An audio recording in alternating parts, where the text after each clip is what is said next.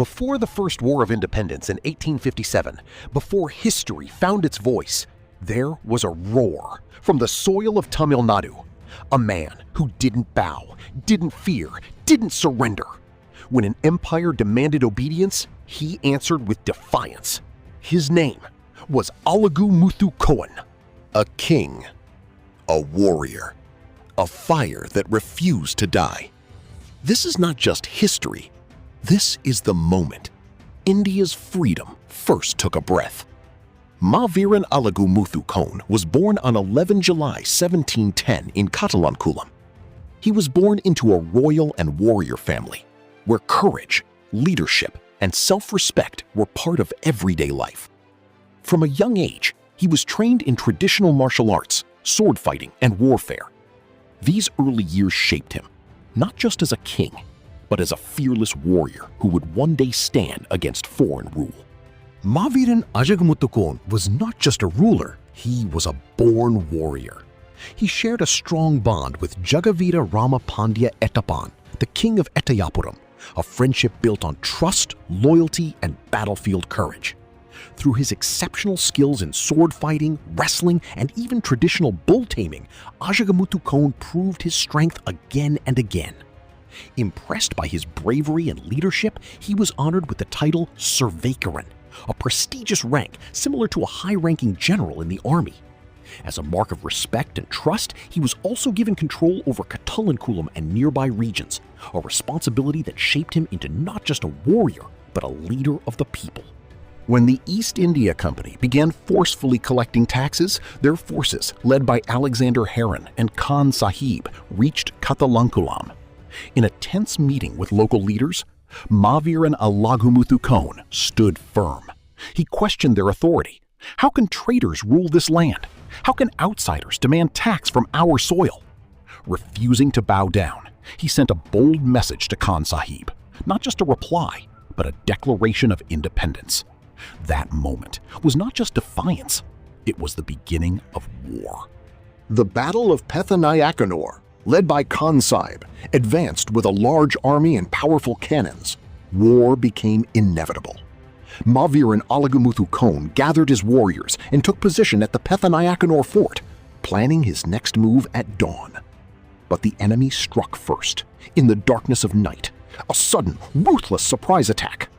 Even in that chaos, even after being shot in his right leg, Alagu Muthu Kone did not fall back. For more than 3 hours, he fought with unmatched courage, leading his men from the front.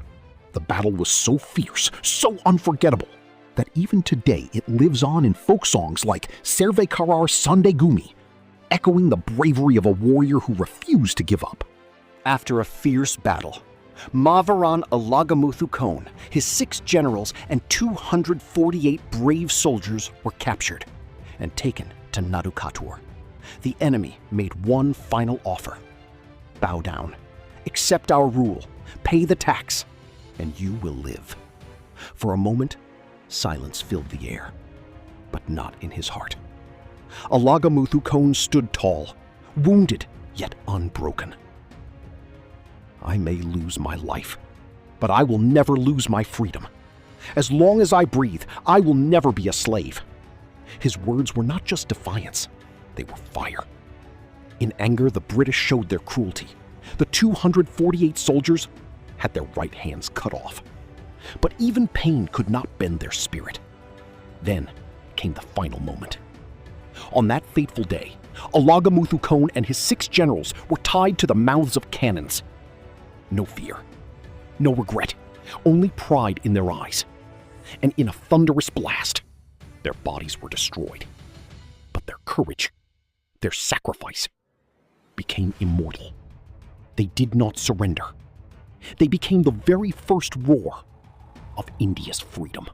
Maveeran Alagu Muthu Kone's sacrifice was not widely known for many years, but today his contribution is properly recognized. The Tamil Nadu government has built a memorial called Amani Mandapam in Kattalankulam, his birthplace.